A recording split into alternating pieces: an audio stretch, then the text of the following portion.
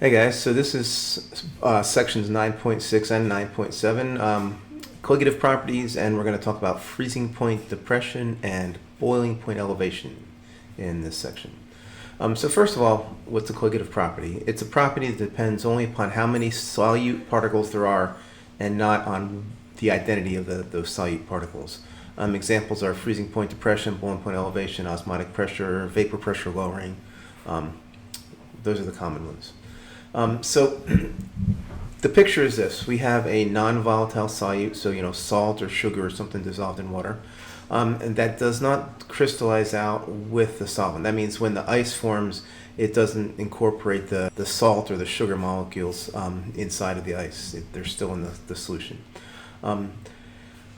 Because of that, the chemical potential of the solid is not affected during the freezing process or melting process. And while the gas pressure above the solution is lowered by putting a solute into the solution, the chemical potential of the gas is not affected. So if we look at this graph over here, chemical potential versus temperature, the solid lines represent the blue is the pure solid, the gray is the pure liquid, and the red is the pure gas.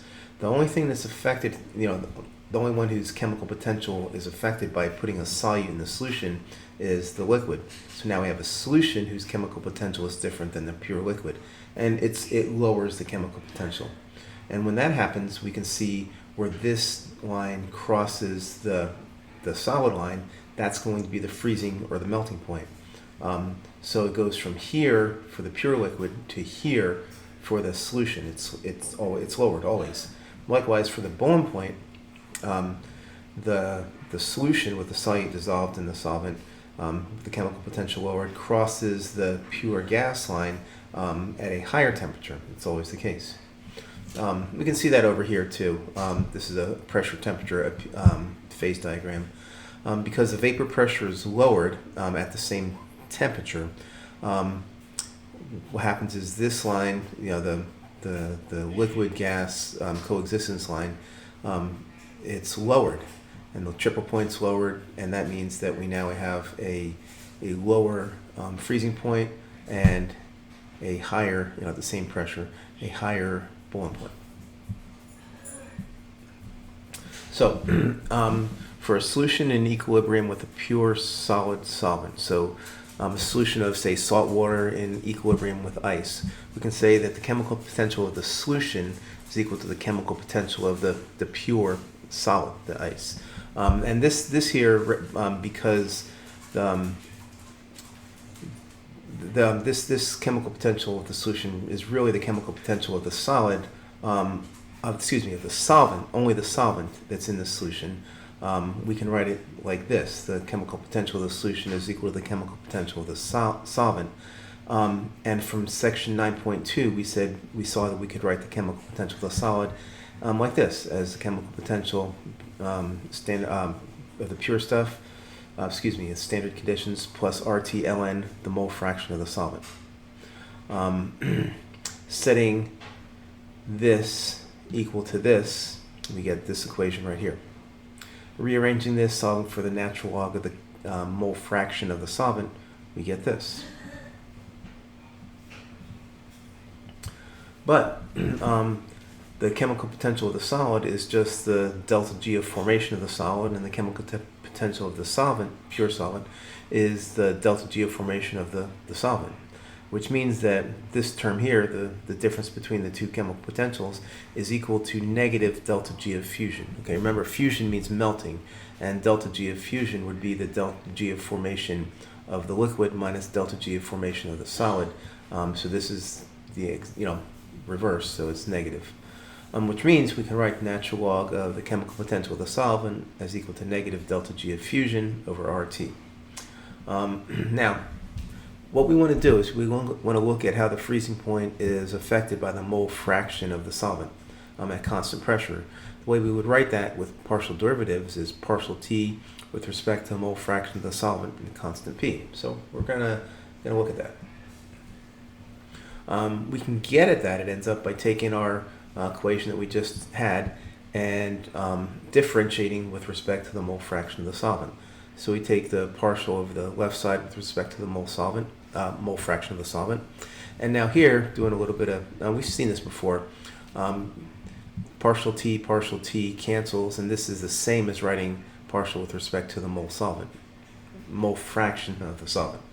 But, okay, this part right here, okay, is when we talked about the Gibbs-Helmholtz equations, section 9.3, we saw that this term is equal to negative h over t squared.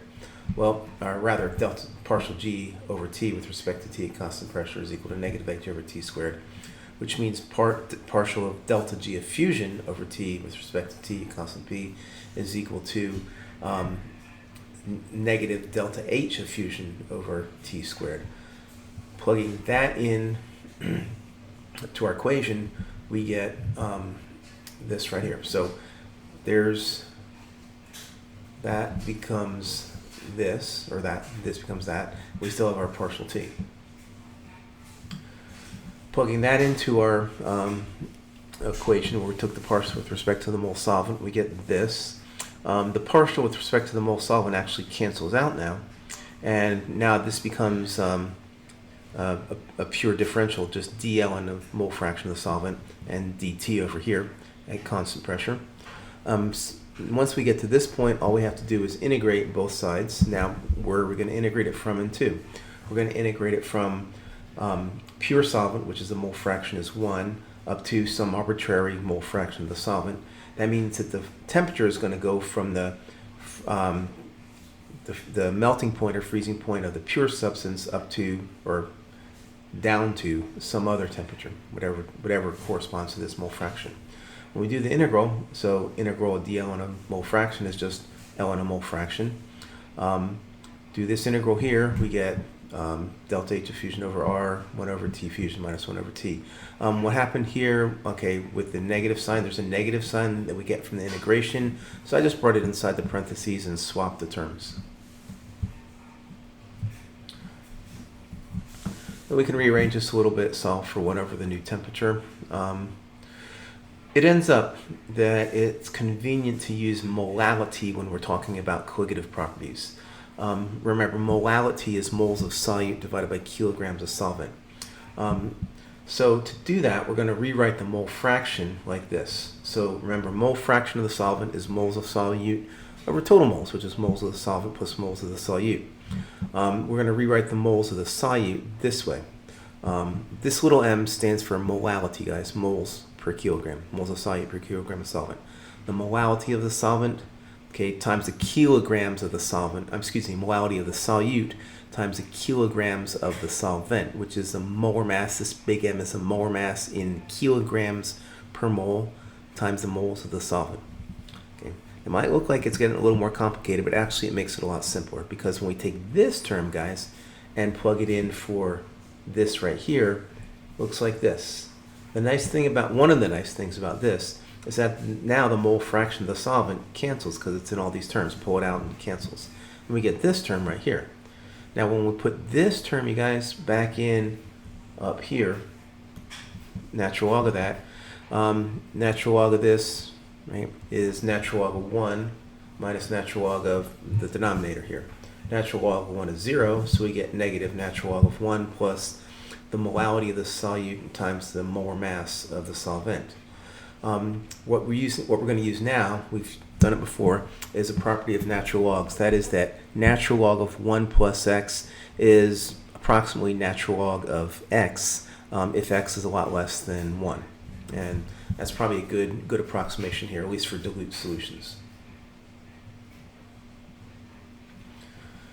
So when we plug that in here to our equation, in place of the natural log of the mole fraction of the solvent, we just put in the negative molality times the molar mass of the solvent.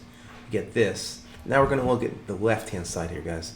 1 over T minus 1 over T fusion. What we're going to do is we're going to multiply 1 over T by 1 in the form of T fusion over T fusion, and 1 over T fusion by 1 in the form of T over T. What that does is that gives us a common denominator. I'm going to do the subtraction. This right here is the negative of the change in freezing point, delta T freezing point, delta T fusion, because Delta T fusion, change in freezing point, is going to be the temperature, the new temperature, which was this, minus the freezing point of the pure stuff. So this is negative of that. So negative here, delta T fusion on top. And in the denominator, we get the new temperature times the temperature, the freezing point of the pure stuff, melting point, same thing.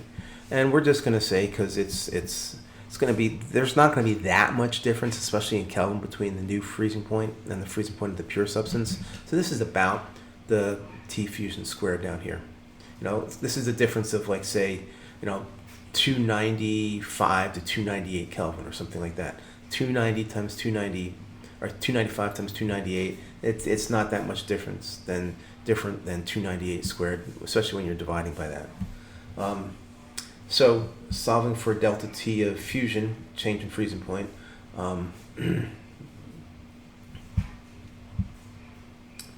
we get this, where what we've done is we've replaced this term here with this term here, and set it equal to that. Now this right here, the negative signs cancel. All of this stuff here, everything except for the molality is a constant for that particular solvent, and so we're going to call that constant K sub F, or the freezing point depression constant. And so delta T of fusion is equal to, we say, negative molality times K sub F. The negative is because everything here is going to be a positive number, and we know that the freezing point is always depressed, so we want it to be, this is to make sure that it goes in the right direction. Our K sub F is this right here, divided by delta H of fusion. Now we can do the same thing for boiling point, follow the same exact analysis, just replace the heat of fusion with heat of vaporization and delta G of fusion with delta G of vaporization. We get a very similar equation. The change in the boiling point, delta TB, is equal to the molality times the boiling point elevation constant, which is different than the freezing point depression constant. Notice, guys, that a couple things. The constants depend only upon the solvent, not on the solute. Second, the delta TB, the boiling point elevation, is divided by delta H of vaporization. The freezing point depression is divided by the delta H of fusion.